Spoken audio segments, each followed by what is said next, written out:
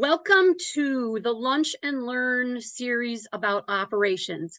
My name's Kathleen Thompson, and I am here with Steve Mahoney, and this is the first of 4 sessions about turning your goals into actions.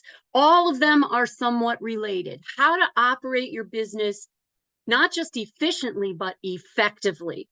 So as you can see, today's session is pointedly about turning goals into actions. Wednesday will be, if you need a plan that's more comprehensive, how to do that. The following Monday is how to make sure you get the important work done, because all of us often have challenges with that. And then the following Wednesday is managing the parts of your business that aren't actually the thing you do, that are the other stuff you have to do that is often pushed off to the side because of our enthusiasm about doing the things we love to do. So we hope you'll join us for the others. And as I said earlier, the sign up is available on score.org and also in the email that you'll get with the replay. So let's get started with a definition. What are goals? Because if we're going to talk about how to turn goals into action, we have to know what goals are and what are the right kinds of goals to set for ourselves. Because it's my opinion that oftentimes the reason goals don't turn into action is because we perhaps don't have the right goals in the first place. So in its simplest form, the definition of goals are what you want to achieve within a certain amount of time. Now, it sounds really simple, but oftentimes people call things goals when they're not really goals, or what they call goals are actually a vision or a strategy. So we want to keep it simple by saying goals are only what you want to achieve within a certain time period, because you have to know if you made your goals or not. So some examples of what aren't goals are, I want every child to wake up and have enough food and water, because that is a vision. Because how do you define enough? And how do you know when every child makes it? It's really hard. Or another non-goal is, I want sales to increase every year. Because I want sales to increase every year by how much? 1%, 10%? Do I think it's okay as long as it increases at all? What if it's $1? So now that we know what goals are and what they aren't, is that actually even the place to start? This is often where people do start. In fact, every January 1st, this is pretty much where everyone starts. Goals, goals, goals, goals. I don't think it's appropriate to jump straight into goals, even though entrepreneurs are often told you should be prepared to act and act quickly. And so people stress, again, goals. And I agree, we should act, and we should act quickly, probably often more quickly than we do. But I think we focus on goals after we do something else first.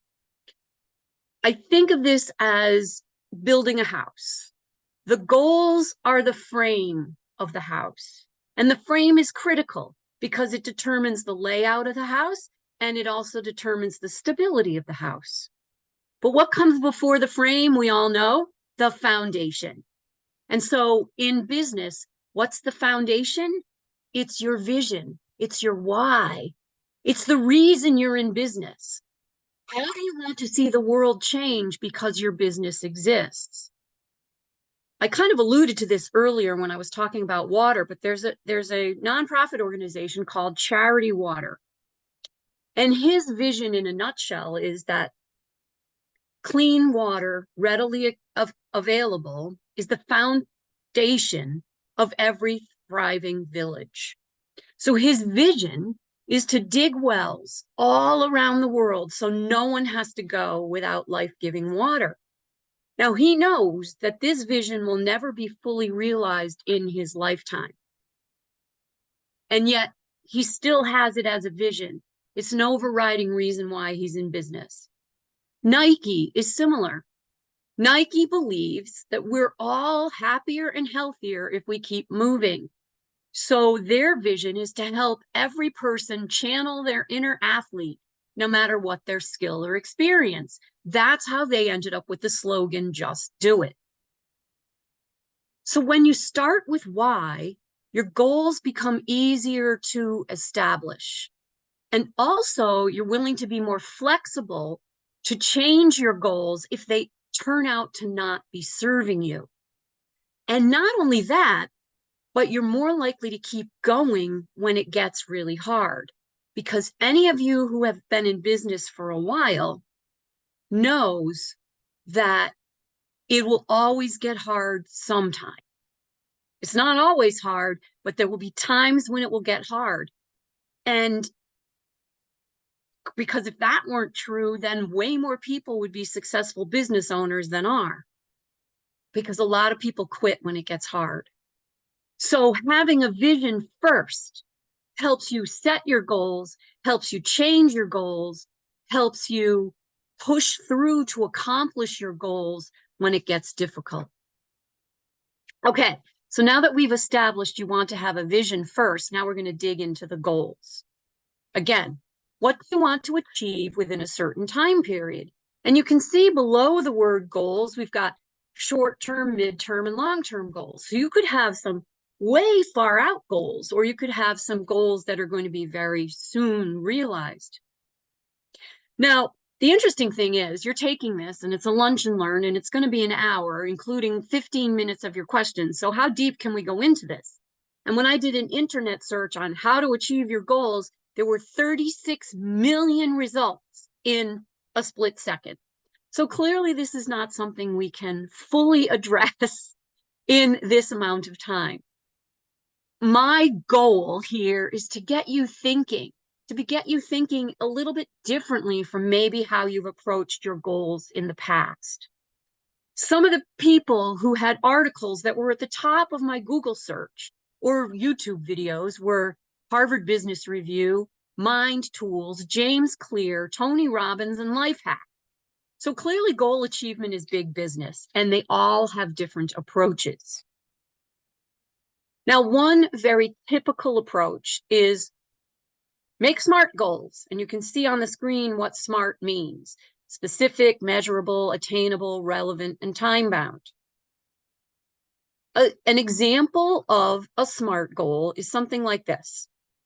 I want to generate a minimum of $6,000 in sales every month, which is an increase of $500 starting 2 months from now. Now, that approach has a lot of positives. Specific goals are better than nebulous ones. We like to know where we stand, and we don't know where we stand if a goal is fuzzy, like increase sales or good customer engagement. Because if I just say increase sales, well, how much do I want to increase my sales? 1%, 10%, 30%? How do I define good customer engagement? Is it going to be based on a survey? Is it going to be based on email feedback? Is it going to be random comments from customers? So SMART goals are definitely better than non-SMART goals.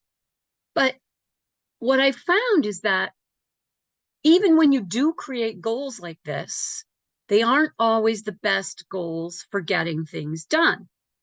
They sound good on paper, but they don't always translate into good action. And here's why. They're missing the C. And there are 2 C's. So now we're going to call them SMART C goals. The first C, as you can see on the screen, is compelling. If your goal is not compelling enough, which means it doesn't include the why I talked about in terms of your vision, then it's probably not going to translate into as strong action or as much momentum as you would like.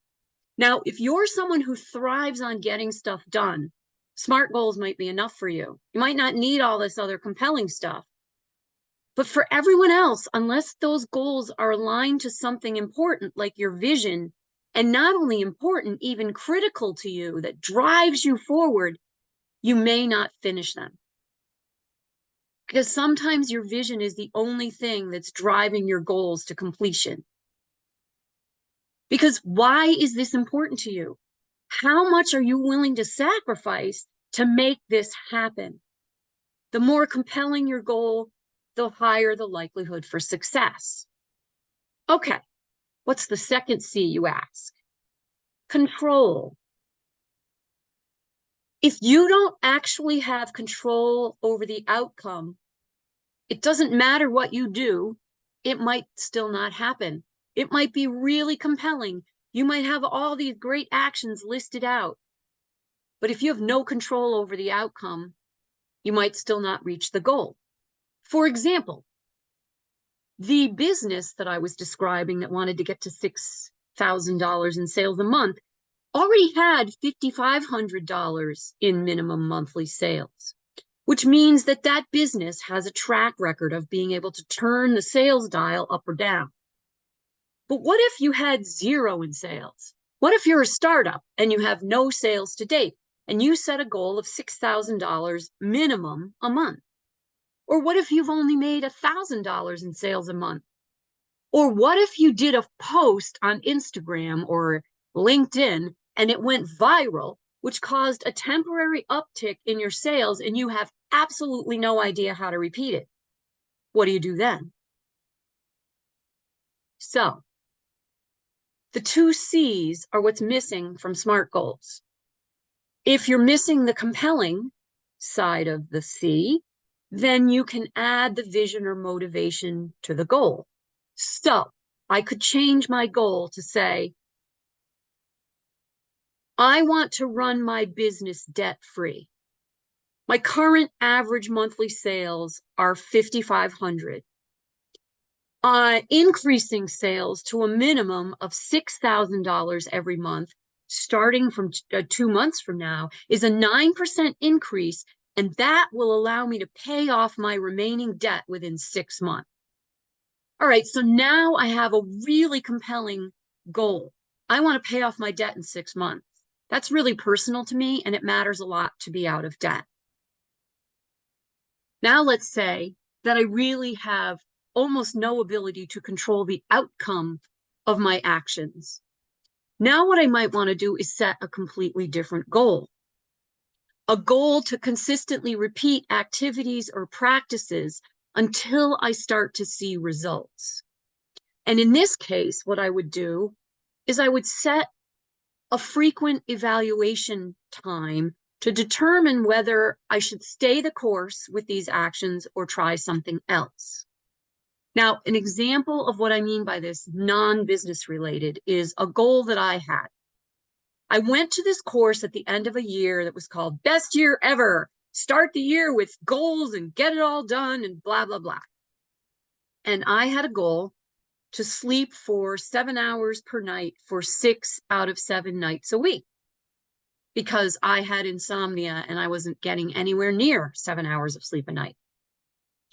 Well, what I found was that it wasn't working. You cannot just tell your brain to sleep for 7 hours a night. Anyone who's ever had insomnia will know this is true. You can't just go, okay, I'm sleeping now, done. So what I had to do was revise my goal to something I could control. And so I changed my goal to say, I'm going to consistently go to bed before 11 p.m., 6 out of 7 nights a week. And I'm going to end screen time by 9 p.m. to reduce blue light and stimulation, so it's more likely that I will fall asleep. That was something I could control.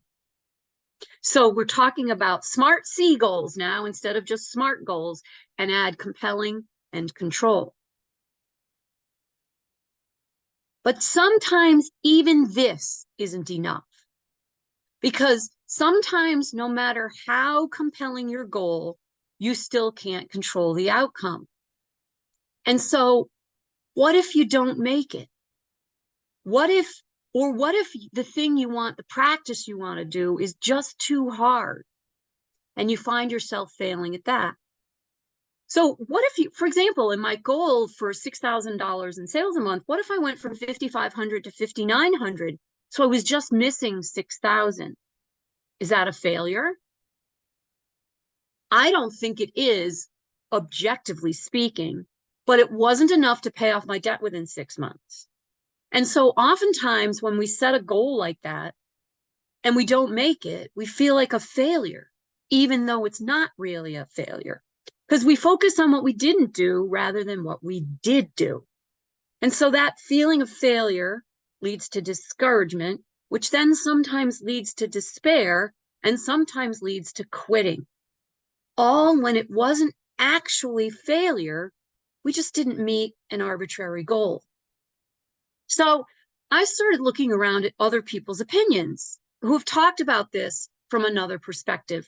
And I found a few people who I have actually listened to several YouTube videos and interviews that they've done, and I have a lot of respect for them. So not necessarily saying I agree with everything they say, but I thought it was interesting and important to bring up today. The first is Emmanuel Acho. He was a former NFL player who now does a lot of public speaking, and he does a lot of things about where your mindset is and how to work with other people and stuff like that. And so he actually did a TED Talk called Goals Are Dumb. And he said what I just said. What if you don't achieve it? Then you feel like a total failure. And he gave a story out of his own life, which is pretty interesting. And I'll let you watch that on YouTube if you like to. But then he said another interesting thing. He said, what if you do achieve your goal? That's all great. But what if you could have achieved so much more than the goal you set?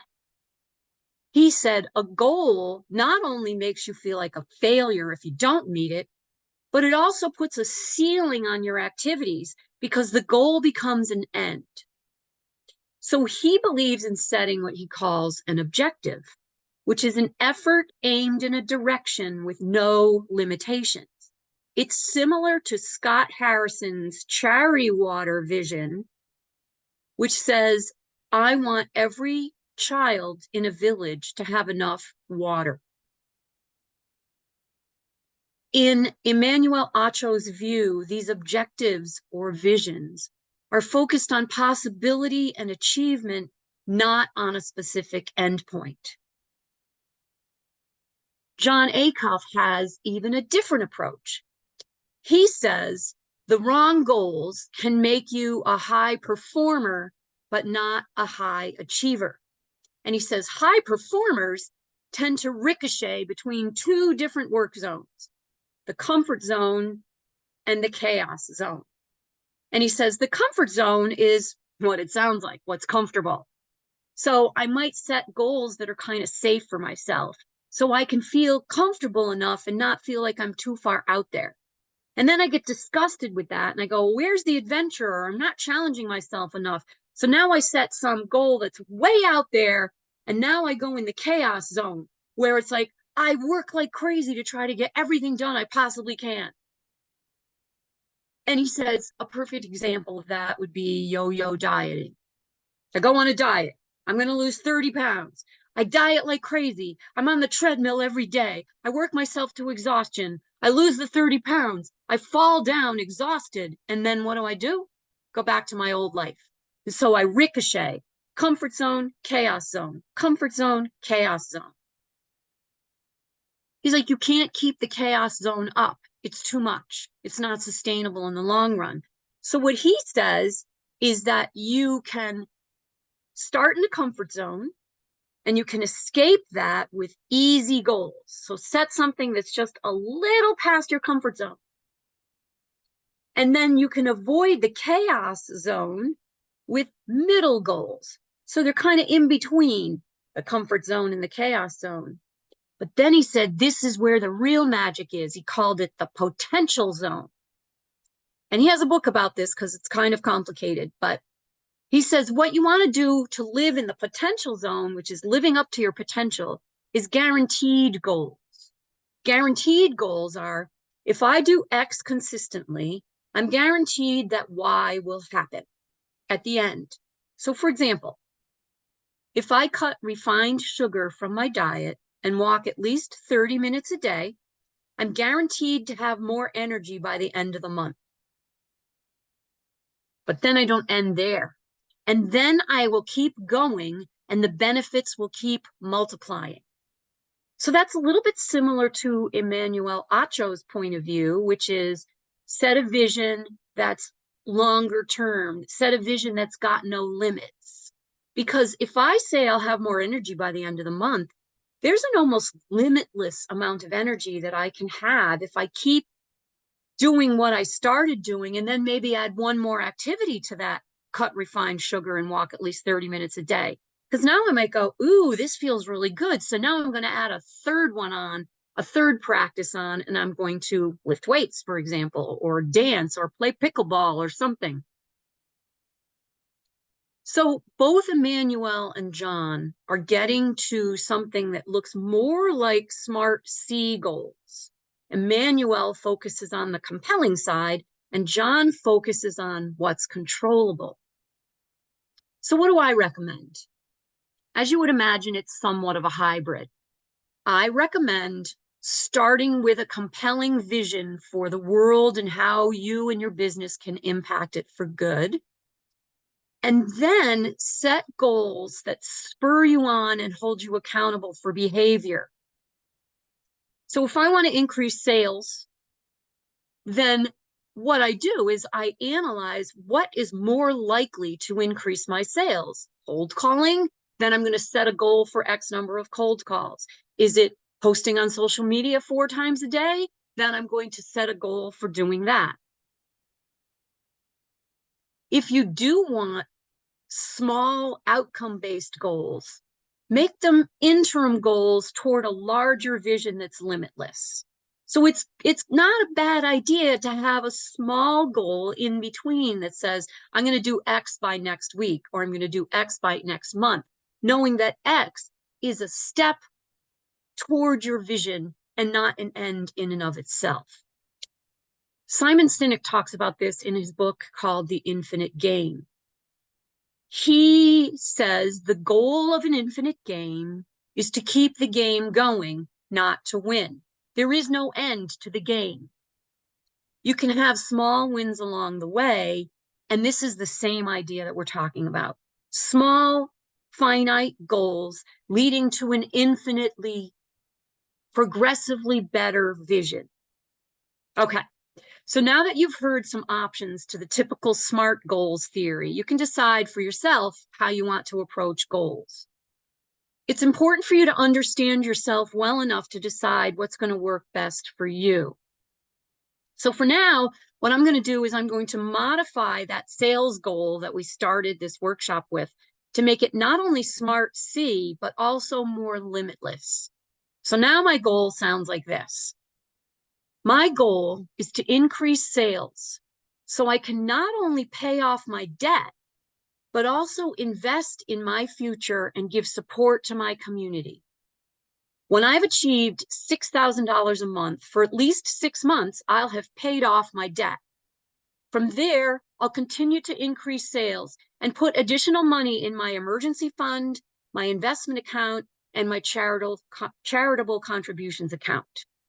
So you can see that I set an interim goal of $6,000. And then after that, when I hit that and I start seeing that I'm putting money in my funds, now I'm going to probably set another goal for a higher number, but that's not the end all be all. Okay, so now what? So actions are what's next, because goals are all fine and good, but consistent action is the only thing that gets them done. So think about my goal that I had to increase sales. How can I do that? I got to take some kind of action, which is probably going to be different from what I've done before. And it's probably not one thing, but it's a series of actions over time. Now, if what it's going to take to get this goal accomplished is long or complicated, then I'm going to create a project plan, which is the subject of Wednesday's session. So you can see why we put them in the order we put them. If what I'm going to do doesn't require a project plan, then I can simply list tasks and schedule them. So let's look at what it takes to increase sales. First, let me tell you a little bit more about the business. The company that I totally made up sells frozen organic vegetables and fruit. We buy from farmers and we freeze a lot of them and we sell them locally by delivering door to door in our own truck. The company's been in business for about a year, so we're past the startup stage, but we're still learning. And what we found is that freezing the produce enables the sales to happen off season as well as in season. And so there's less spoilage. So if we have a large crop of something, carrots or apples, we can sell some fresh and sell some frozen.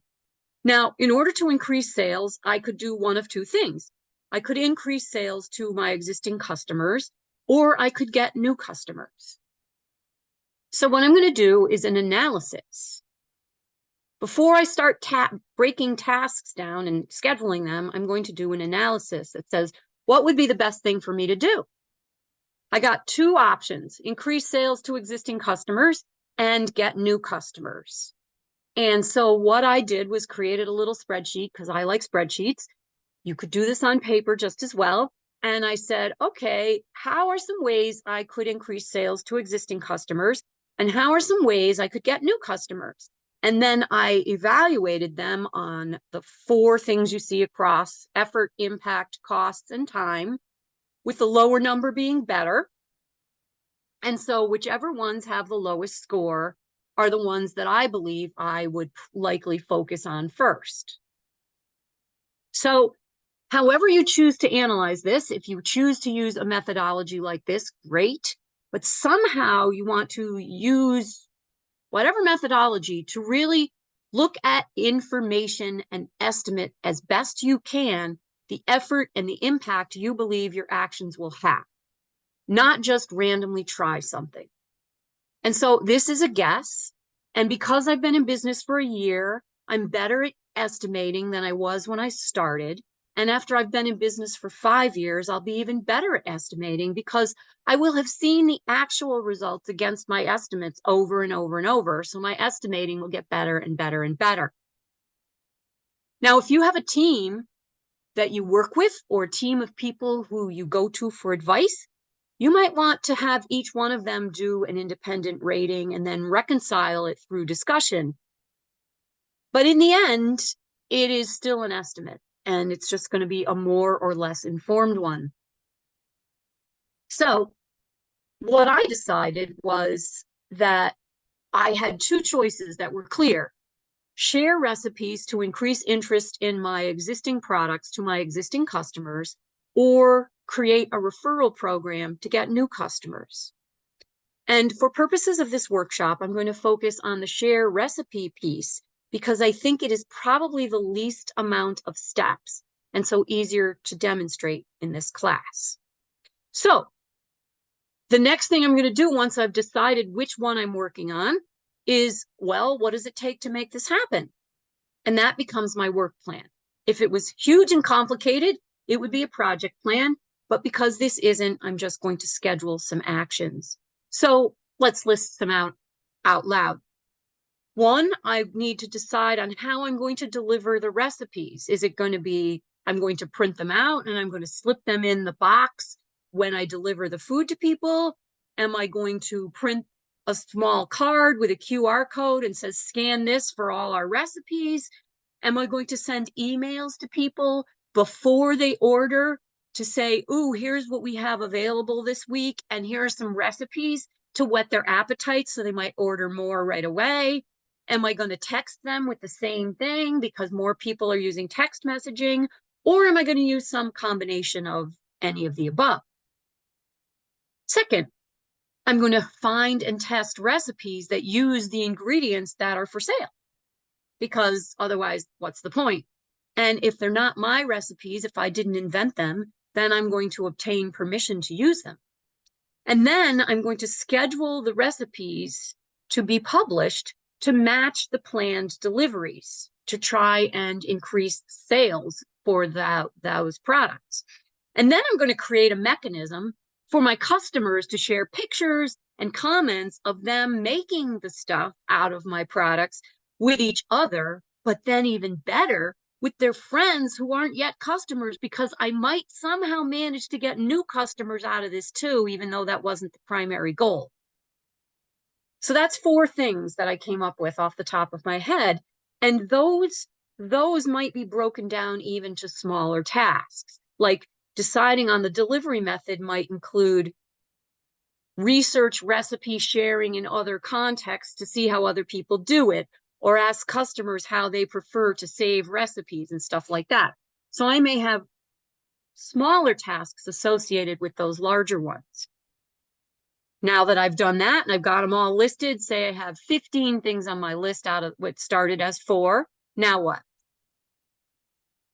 Schedule them.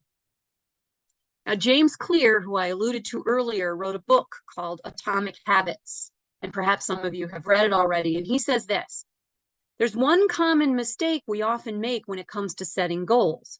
The problem is this: we set a deadline, but not a schedule.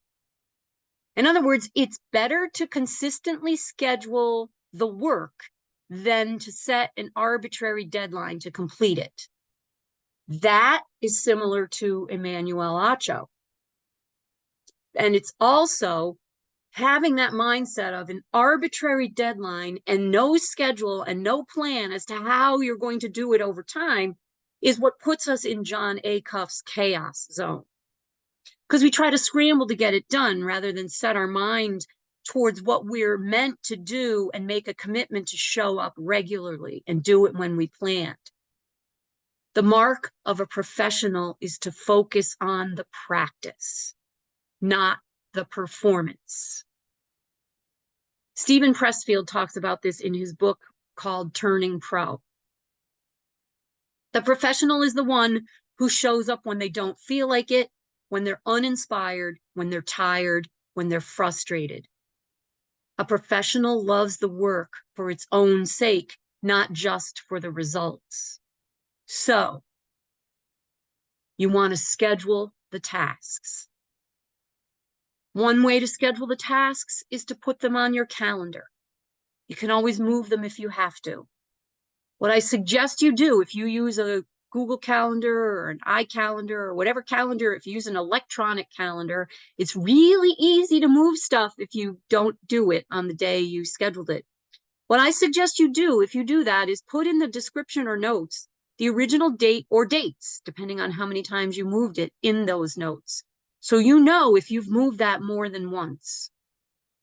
Because we all have things that come up, but if it keeps happening over and over and over, there might be something behind that. And that's what we're going to talk about next Monday. How to make sure you actually get that stuff done, because that's where the rubber meets the road. Another choice you would have, if you don't like using calendars, is you could list all your tasks somewhere, put them in a drawer, and then put your immediate tasks somewhere else, like a to-do list, or your phone in the notes, or on a planner if you like those weekly planner things, or on a Post-it note and stick it on your desk right next to your monitor so you can't miss it. It doesn't matter how you do it. I'm not going to tell you how to do it. Whatever works for you is what you should do. Just know yourself. Just make sure you schedule it somehow. Here's an example of scheduling on a weekly planner. This is similar to what I would put on my calendar, except when I put it on my own calendar, it includes the time of day. So you can see I put some of those steps.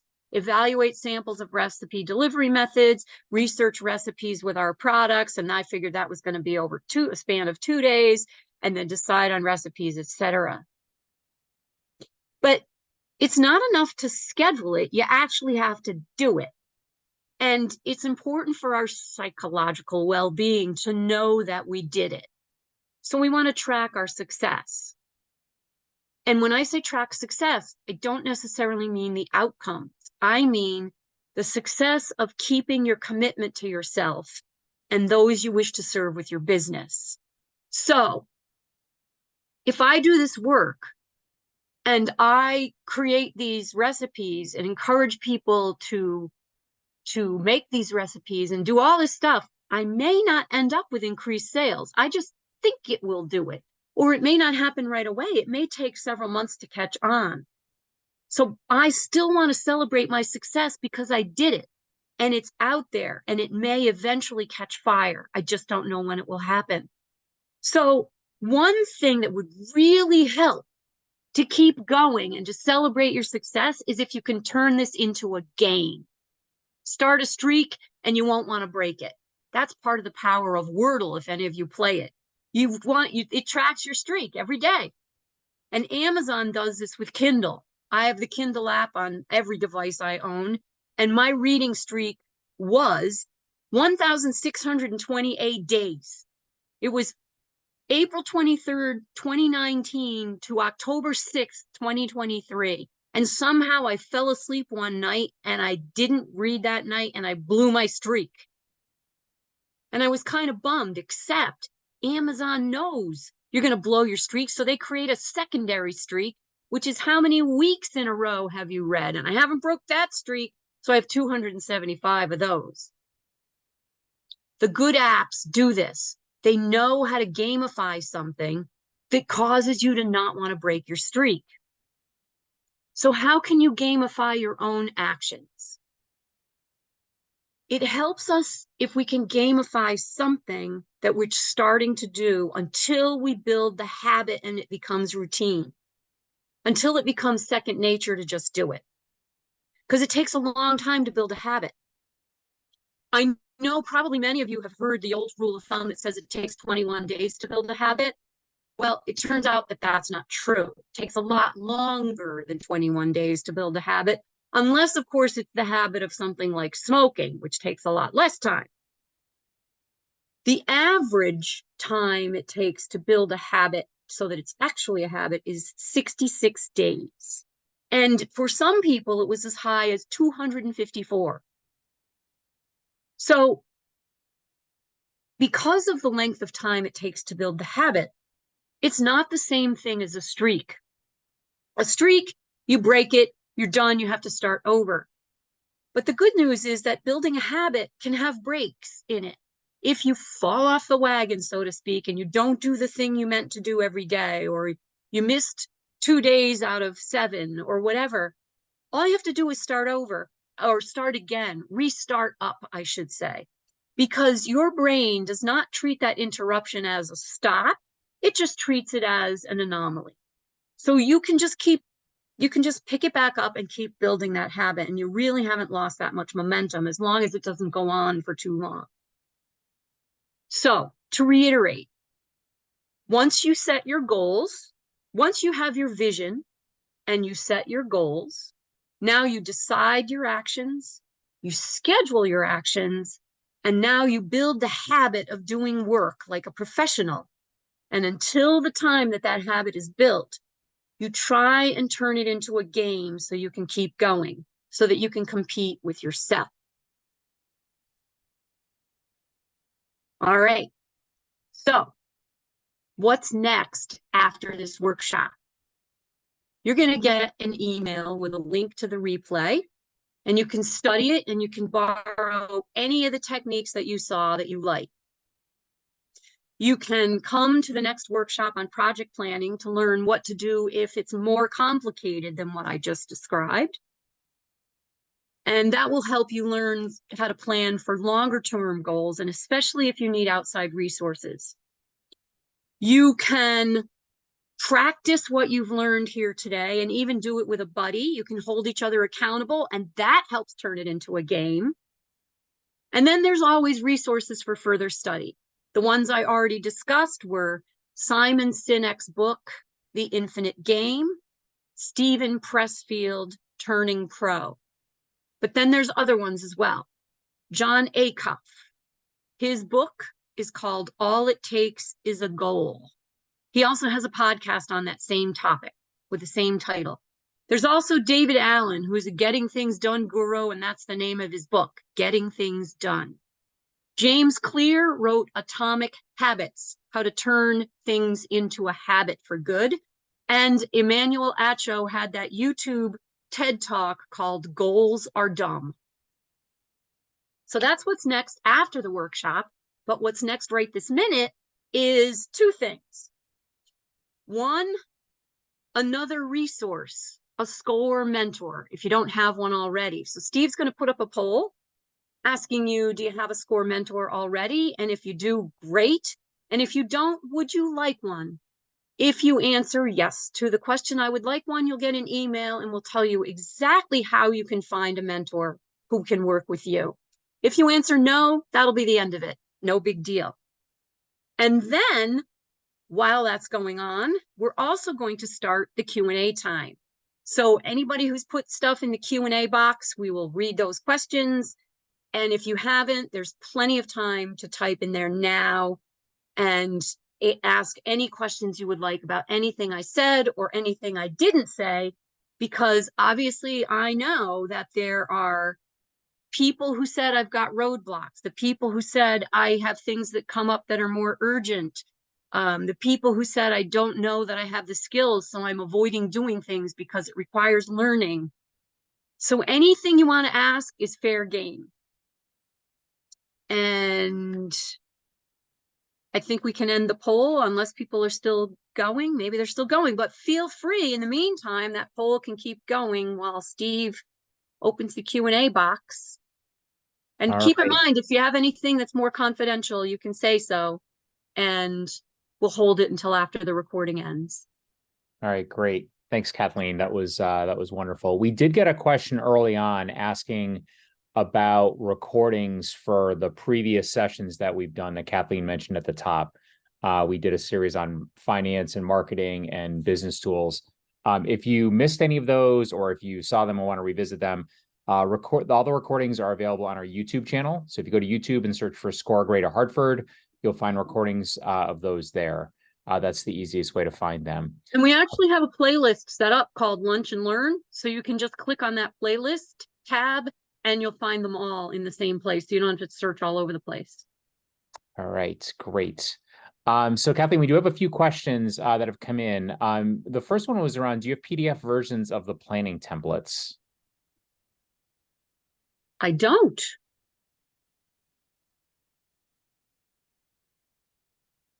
So I certainly could create one, but it also, if you know how to use Excel at all, it's like really, really basic Excel.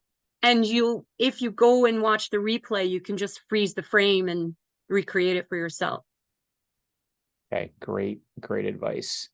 So we got a question from Jen who asked, do you have any suggestions on how to manage the endless amount of resources, strategies, books out there? I find myself overwhelmed with everything I see on LinkedIn, in articles and during coffee dates, and not sure what to listen to or where to prioritize. I want to take the right steps in the best order so I can achieve long-term success, but I also have to pay the mortgage and fear not having clients. Yeah. If you have more specific examples, Jen, go ahead and type it as I'm talking.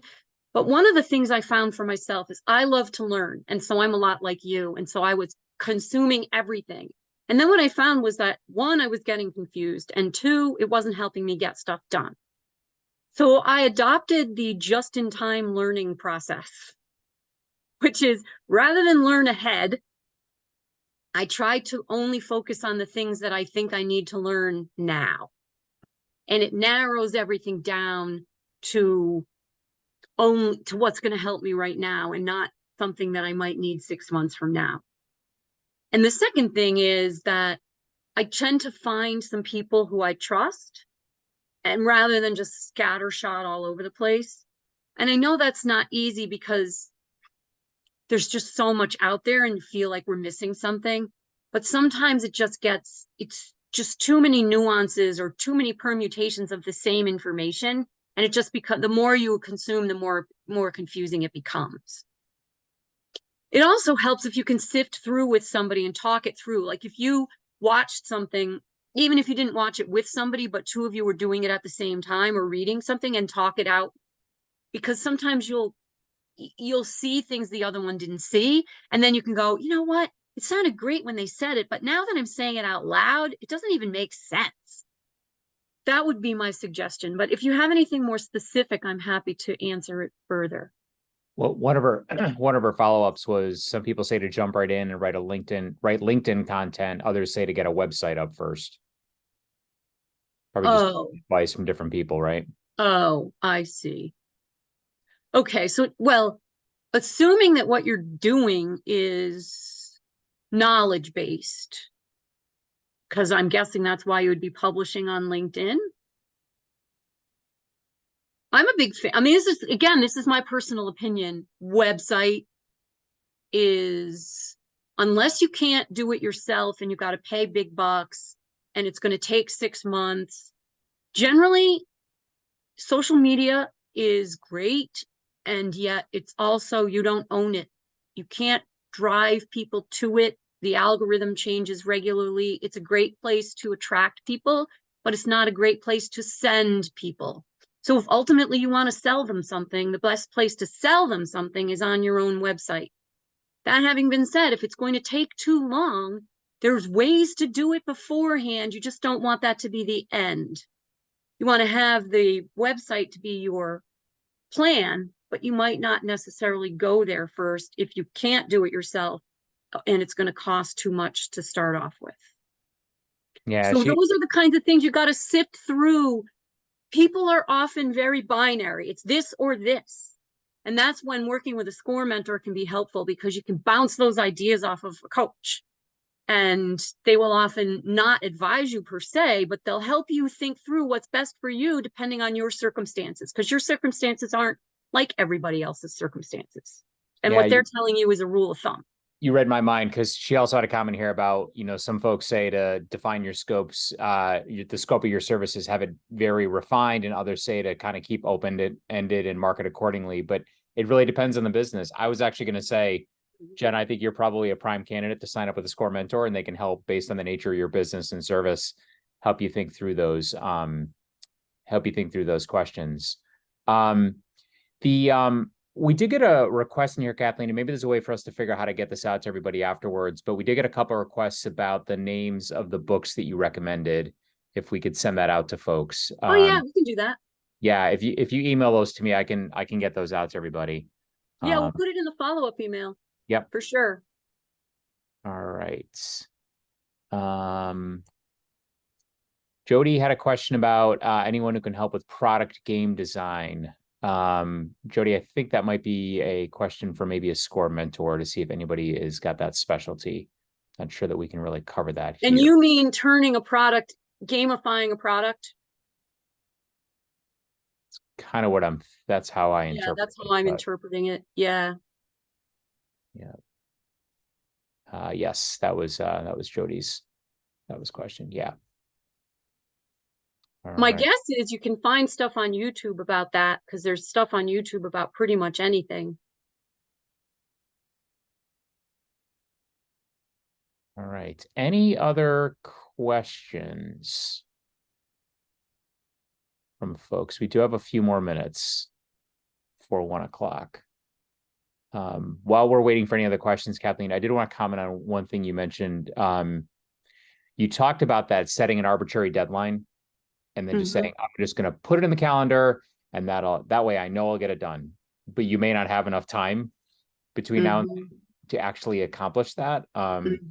We used to use a phrase all the time where I used to work called right to left planning, meaning pick the end date where you've got to get something done, and then kind of back up from there and figure out what you need to get done between now and then. And sometimes you may find there's just not enough weeks in the month, there are not enough days in the time frame to get that done.